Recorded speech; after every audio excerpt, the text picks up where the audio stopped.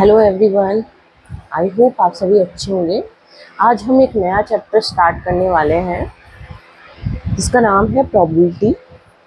तो प्रोबेबिलिटी शुरू करने से पहले प्रोबेबिलिटी चैप्टर में जितने भी आपके टर्म्स आएंगे, टर्म्स का मतलब कुछ डेफिनेशन है जिनका जानना आपका ज़रूरी है, क्योंकि वो टर्म्स जो है वो बार बार उस प्रोबेबिलिटी वाले चैप्टर में यूज़ होंगी। तो उस टर्म को अगर अपन समझ लेते हैं तो प्रोबेबिलिटी को समझना आसान हो जाता है। तो कुछ डेफिनेशन पहले देखिए, फिर देन अपन क्वेश्चंस करेंगे प्रोबेबिलिटी के। ये इतना हार्ड नहीं है, सिर्फ आपके पास अज्यूम करने का मेथड है कि ये चीज़ जो है कितने परसेंट होगी, यानी कि प्रोबेबिलिटी है ये आप लोगों की। ठीक है, कि ये चीज़ इजी है कि हार्ड है, किस तरीके से आप लोगों को, जैसे आप लोगों ने सोचा कि ये प्रोबेबिलिटी है तो ये प्रोबेबिलिटी चैप्टर हार्ड होगा कि इजी होगा। तो इस तरीके के जब अपने पास क्वेश्चन होते हैं तो अपन अज्यूम करते हैं। तो ये एजम्पशन ही जो है वो आपकी प्रोबेबिलिटी होगी कि आज आप लोग सिंपल, अगर एक तो वर्बली मेथड में कि आज बारिश होगी या नहीं होगी, तो ये अपनी प्रोबेबिलिटी है। ठीक है, आप लोग अज्यूम करते हो कई जगह, तो वो चीज़ें क्या कहलाती हैं, प्रोबेबिलिटी कहलाती हैं। तो उस प्रोबेबिलिटी चैप्टर को जब भी अपन स्टार्ट करेंगे तो कुछ टर्म्स और डेफिनेशंस होती हैं जिनका यूज़ जो है अपन बार बार करते हैं, और अगर उनको समझ लें तो ये चैप्टर इजी बन जाता है। ठीक है, तो सबसे पहले स्टार्ट करते हैं रैंडम एक्सपेरिमेंट क्या होता है। ठीक है, रैंडम एक्सपेरिमेंट क्या है? If in each trial of an experiment conducted under some identical condition the outcome is not unique. आप कोई भी एक्सपेरिमेंट करते हैं, ठीक है, मान लो मैंने एक कॉइन को टॉस किया, तो कॉइन को जब मैंने टॉस किया तो मुझे पहले ये नहीं पता कि उस वक्त हेड आएगा या टेल आएगा। ठीक है, मतलब हर बार जब भी आप कोई भी एक्सपेरिमेंट करते हो तो जो रिजल्ट आने वाला है उसका आउटकम कभी भी यूनिक नहीं होता। Outcome is not unique. इसका मतलब जब भी आप लोगों ने एक कॉइन लिया, कॉइन को टॉस किया, टॉस करने के बाद आप पहले से ही नहीं बता सकते कि इस बार हेड ही आएगा या इस बार टेल ही आएगा। तो जहाँ आउटकम यूनिक नहीं होता उस एक्सपेरिमेंट को अपन क्या कहते हैं, रैंडम एक्सपेरिमेंट कहते हैं। ठीक है, लेकिन पॉसिबल आउटकम बहुत सारे हो सकते हैं। जैसे टॉसिंग ए कॉइन में दो आउटकम है आपके पास, हेड और टेल, लेकिन आपका ये नहीं कह सकते कि आने वाला जो होगा वो हेड होगा या टेल होगा। इसी तरीके से आप लोगों ने एक डाइस थ्रो किया, तो जब डाइस आप लोग थ्रो कर रहे हो, मान लो एक डाइस थ्रो कर रहे हो और डाइस में अपने पास 1 2 3 4 5 6 पॉसिबल आउटकम्स होते हैं, लेकिन आप पहले से ये नहीं बता सकते कि इस आउटकम में से आपके पास 1 आने वाला है, 2 आने वाला है, 3 आने वाला है। मतलब आने वाला आउटकम जो है, आप बार बार रैंडम एक्सपेरिमेंट रिपीट करते रहोगे तो हर बार जो आने वाला आउटकम होगा वो चेंज हो सकता है। ठीक है, 1 भी आ सकता है, 2 भी आ सकता है, और आपके कहने पर नहीं आएगा, जो होगा वही आएगा। ठीक है, उसी को बोलते हैं रैंडम एक्सपेरिमेंट। रैंडम मतलब कोई भी चीज़ आ सकती है, आपको नहीं पता। आप लोगों ने देखा होगा क्रिकेट मैच जब अपन खेलते हैं तो आप लोगों ने देखा होगा कि कॉइन के थ्रू टॉस करते हैं कि कौन सी जो टीम है वो पहले बैट करेगी या किसको बॉलिंग करनी है। तो ये एक्सपेरिमेंट मतलब प्रोबेबिलिटी डिसाइड कर रही है कि किसको किसको बैट करना चाहिए। ठीक है, तो ऐसे जगह अपन क्या करते हैं, स्टैटिस्टिक का यूज़ करते हैं। देखो किस तरीके से टर्म्स यूज़ हो रही हैं। ठीक है, देन अपने पास आता है outcomes. The result of an random experiment जब आप करते हो तो उसके सामने जो अपने पास रिजल्ट आएंगे वो आउटकम है, मतलब आपके पास क्या रिजल्ट आने वाला है वो आउटकम कहलाता है। ऐसे हमने एग्जाम्पल ले लिए कि थ्रोइंग ए डाइल, जब भी अपन डाई थ्रो करेंगे तो आपको 1 2 3 4 5 6 दे सकते हैं, ये आउटकम हो सकते हैं। या टॉसिंग ए कॉइन करेंगे तो हेड और टेल आपको आउटकम्स नजर आ सकते हैं। ठीक है, अब नेक्स्ट आती है एग्जॉस्टिव इवेंट। नेक्स्ट क्या आता है, एग्जॉस्टिव इवेंट। ठीक है, एग्जॉस्टिव इवेंट क्या होते हैं, टोटल, आप तो या तो ये कह लो कि total number of possible outcomes. किसी में भी टोटल नंबर, आप लोग कोई भी एक्सपेरिमेंट कर रहे हो और उस एक्सपेरिमेंट के जितने पॉसिबल आउटकम्स हो सकते हैं, जैसे टॉसिंग ए कॉइन तो उसके हेड और टेल यानी कि 2 ही पॉसिबल आउटकम्स हो सकते हैं। एक कॉइन को टॉस करने पर 2 ही पॉसिबल आउटकम्स हो सकते हैं। तो एग्जॉस्टिव इवेंट कितने हुए, उसमें 2 हुए। या total number of possible outcomes कह लो, या एग्जॉस्टिव इवेंट कह लो। ठीक है, तो टॉसिंग ए कॉइन में आपको एग्जॉस्टिव केसेस दिखेंगे, हेड और टेल, और थ्रोइंग ए डार्ट में 6 एग्जॉस्टिव केसेस दिखेंगे, 1 2 3 4 5 6। इस तरीके से आपको आउटकम्स नजर आएंगे, पॉसिबल आउटकम्स। देन है अपने पास favourable cases. The number of cases favourable of an event in a trial then the number of outcomes which entail the happening of the event. इसका मतलब क्या है, क्वेश्चन में मान लो आपको कोई क्वेश्चन दे रखा है कि आपको इसकी प्रोबेबिलिटी फाइंड आउट करनी है, तो जिसकी आपको प्रोबेबिलिटी फाइंड आउट करनी है उसके जितने आउटकम्स हैं वो आपके पास फेवरेबल केसेस होंगे। फॉर एग्जाम्पल, आप लोगों ने 2 डाइस आप लोग थ्रो कर रहे हो, 2 डाइस आप लोग थ्रो कर रहे हो, ठीक है। तो दोनों डाइस पर इस वाले पर और इस वाले पर, दोनों डाइस पर आने वाला सम जो है, गेटिंग द सम इज 5। दोनों डाइस पर आने वाला सम जो है वो उसका टोटल क्या हो जाए, 5 हो जाए। तो ऐसे कौन कौन से केसेस हो सकते हैं? हो सकता है पहले डाइस पे 1 आ जाए, दूसरे डाइस पे 4 आ जाए। भाई अपने पास टोटल कितने हैं, 1 2 3 4 5 6। इस नंबर से तो ज़्यादा आपको दोनों डाइस पे दिख नहीं सकता। अब कॉम्बिनेशन क्या क्या बन सकते हैं, द सम ऑफ 5 के कौन कौन से हो सकते हैं? हो सकता है पहले डाइस पे 1 आ जाए, दूसरे पे 4 आ जाए, फिर पहले डाइस पे 4 आ जाए, फिर 1 आ जाए। हो सकता है पहले डाइस पे 2 आ जाए, दूसरे पे 3 आ जाए, पहले पे 3 आ जाए, दूसरे पे 2 आ जाए। इससे ज़्यादा कोई भी पॉसिबल आउटकम्स नहीं बन सकते आपके पास फेवरेबल केस इवेंट्स के लिए। ठीक है, जब भी आपसे क्वेश्चन पूछा जा रहा है कि सम ऑफ 5, दोनों डाइस पर आने वाला सम 5 हो जाए, तो इससे ज़्यादा आपको फेवरेबल केसेस नहीं मिलेंगे। तो दैट इज 4 फेवरेबल केसेस हो गए। जबकि total number of possible outcomes कितने होंगे ऐसे केसेस में? कौन से केसेस में? जब आपके पास 2 डाइस थ्रो हो रहे हैं, तब total number of possible outcomes कितने होंगे, 36। 6 का स्क्वायर 36 होंगे। ठीक है, ये क्या होंगे, पॉसिबल आउटकम्स होंगे, या एग्जॉस्टिव इवेंट कह लो। ठीक है, एग्जॉस्टिव इवेंट कह लो या पॉसिबल आउटकम्स कह लो। लेकिन फेवरेबल केसेस केवल 4 ही होंगे। अगर आपसे क्वेश्चन पूछा जाता है कि दोनों डाइस पर आने वाला सम जो है वो 5 हो जाए। ठीक है, और ये इस तरीके का जो क्वेश्चन है, किस तरीके से हम इसके फेवरेबल केसेस बनाएंगे। जरूरी थोड़ा ना उसने सम इज 5 पूछा हो, सम इज वो 6 भी पूछ सकता है। ठीक है, सम इज 3 भी पूछ सकता है, सम इज 2 भी पूछ सकता है। तो आप लोगों को कैसे आप लोग डायरेक्ट जवाब दोगे कि इसकी प्रोबेबिलिटी क्या होगी? तो इस तरीके के क्वेश्चन भी आपको देखने को मिलेंगे, किस तरीके से इजी वे में इनको आप लोग सॉल्व कर सकते हो विद टिप्स के साथ। ठीक है, आप लोग से किसी ने क्वेश्चन पूछा, आप तुरंत उसका जवाब दोगे।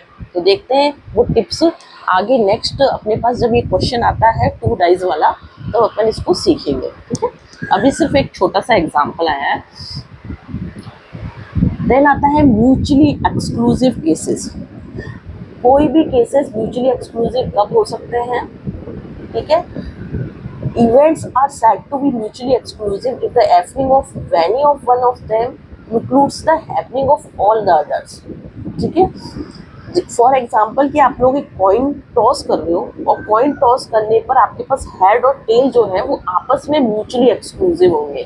यदि अगर एक इवेंट हो रहा है तो दूसरा इवेंट क्या है उसके साथ नहीं हो सकता। यदि आपके पास आपने कॉइन टॉस किया और कॉइन टॉस करने पर आपका हेड आता है, तो हेड जब आया है तो उस वक्त दूसरी तरफ टेल नहीं आ सकता, या तो हेड ही आएगा या टेल ही आएगा। तो किसी भी एक तरह का रिजल्ट आना जो है वो म्यूचुअली एक्सक्लूसिव इवेंट हो जाएंगे आपस में।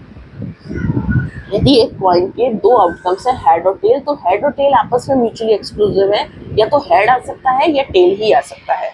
ऐसे इवेंट्स म्यूचुअली एक्सक्लूसिव इवेंट कहलाते हैं। ठीक है, देन होता है equally likely events. Equally likely events का होना जो है हर केस में इम्पॉसिबल है, लेकिन एक ही शर्त होती है कि कोई भी इवेंट इक्वली लाइकली हो सकता है यदि वो अनबायस्ड हो। अनबायस्ड का मतलब उसको इतनी बार टॉस किया गया है, कोई कॉइन दिया उसको इतनी बार टॉस किया है, यानी कि जितने नंबर ऑफ टाइम्स आपके बढ़ते जाएंगे ना, यानी कि इनफाइनाइट टाइम्स बढ़ते जाएंगे, आपके इक्वली लाइकली होने के चांसेस बढ़ते जाएंगे, पर ऐसा होना जो है वो जरूरी नहीं है। Outcomes of a trials are said to be equally likely if taking into consideration all the relevant events. There is no reason to accept one in preference to the others. For example क्या है कि जो भी coin toss है वो head और tell जो है वो आपस में इक्वली लाइकली हो सकते हैं। केस क्या है कि वो क्या होने चाहिए, वो होने चाहिए अनबायस्ड, यानी कि उनको इतनी बार कॉइन को टॉस किया गया है, इतनी बार टॉस किया गया है कि वो जो है अनबायस्ड हो चुके हैं। यदि मैंने 1000 टाइम कॉइन को टॉस किया तो उसमें 500 टाइम्स जो है वो आपका हेड आएगा और 500 टाइम टेल आएगा।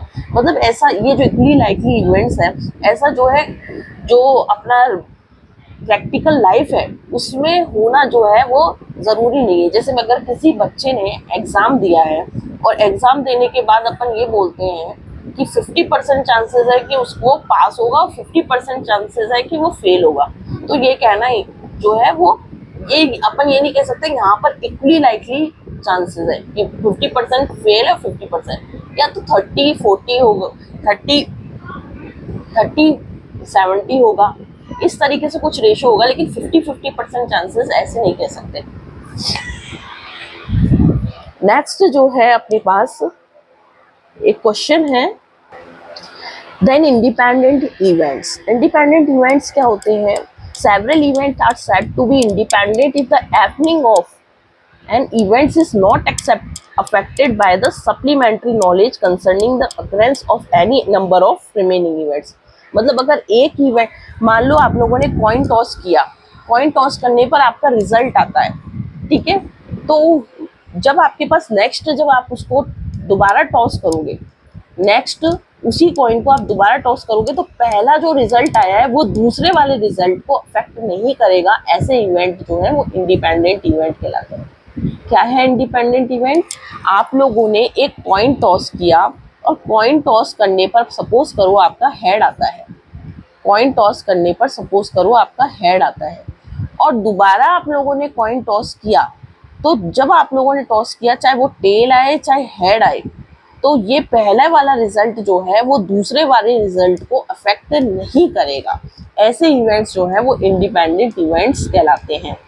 एग्जाम्पल में भी ये लिखा हुआ है, टॉसिंग इन अनबायस्ड कॉइन। आपके हाथ में एक अनबायस्ड कॉइन है, अनबायस्ड का मतलब उसको इतनी बार टॉस किया गया है, इतनी बार टॉस किया गया है कि यदि अगर 1000 टाइम आपने टॉस किया है तो उसमें से 500 टाइम्स हेड आया है और 500 टाइम टेल आया है, तो ऐसा कॉइन जो है वो अनबायस्ड कॉइन कहलाता है।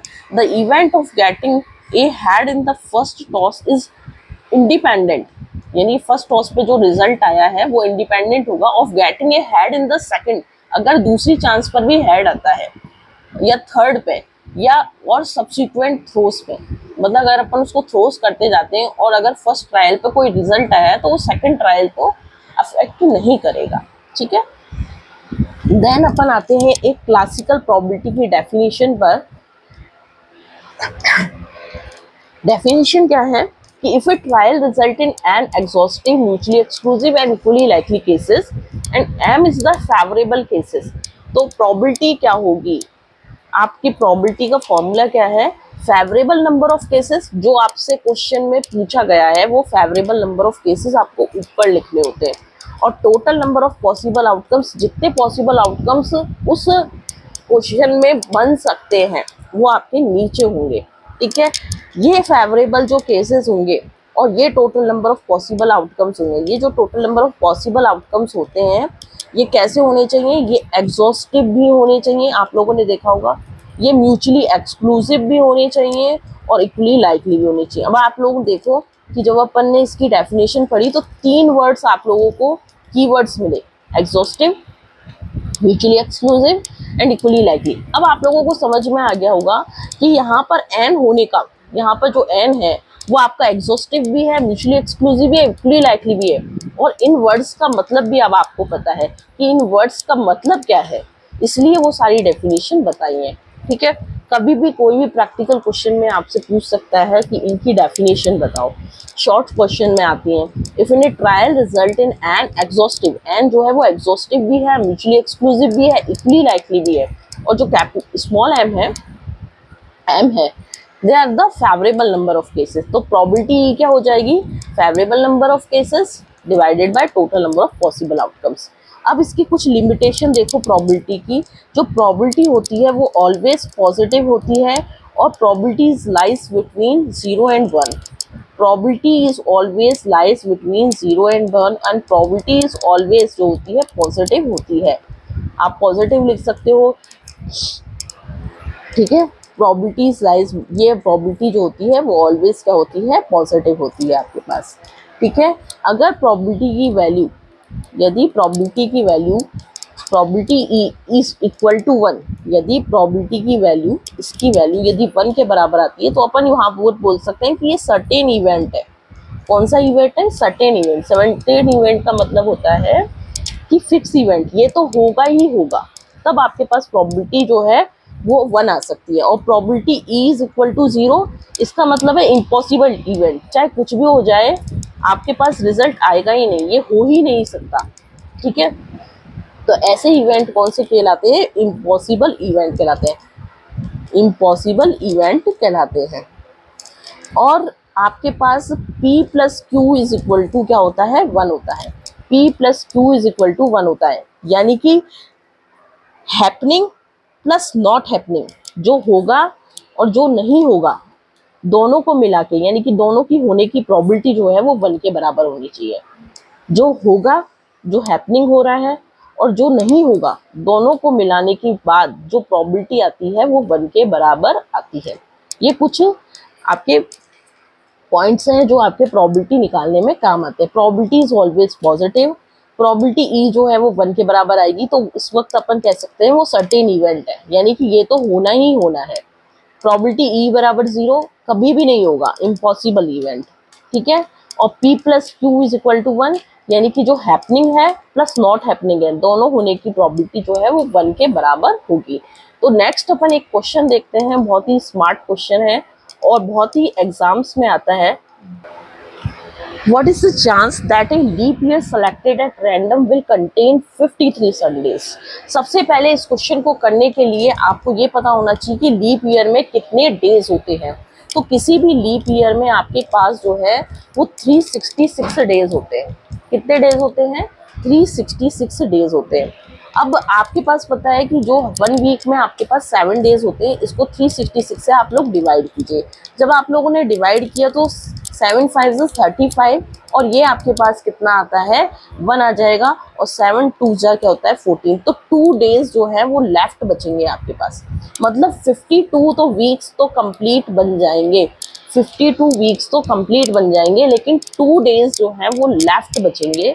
तो आपके पास ये क्वेश्चन में क्या पूछ रहा है कि 53 संडे होने का क्या प्रोबेबिलिटी है कि जो 53 होगा, मतलब 52 वीक होने का मतलब क्या है कि 52 संडे तो आएंगे ही आएंगे, लेकिन जो आपके पास 53 जो 2 दिन बचे हैं, तो उसमें 53 भी संडे हो सकता है, ठीक है। ये 2 दिन बचे हैं, इन दोनों दिनों में कोई भी एक दिन संडे होने के क्या चांसेस हैं? कोई भी एक ही दिन हो सकता है, दोनों दिन तो संडे आ नहीं सकते, कोई भी एक दिन जो है वो संडे हो सकता है। अब ये 2 डेज के अपन क्या बनाते हैं, कॉम्बिनेशन बना लेते हैं कि हो सकता है ये 2 दिन संडे और मंडे हो, भाई लगातार ही तो आ सकते हैं, या तो संडे मंडे आएगा, ठीक है, या मंडे ट्यूसडे हो। जितने कॉम्बिनेशन बन सकते हैं आप लोग बना लीजिए।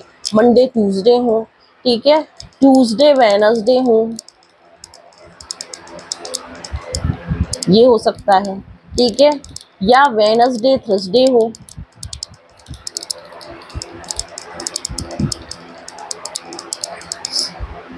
या थर्सडे फ्राइडे हो,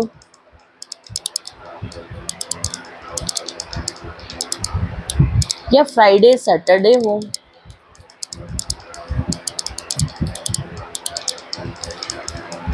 या सैटरडे संडे हो।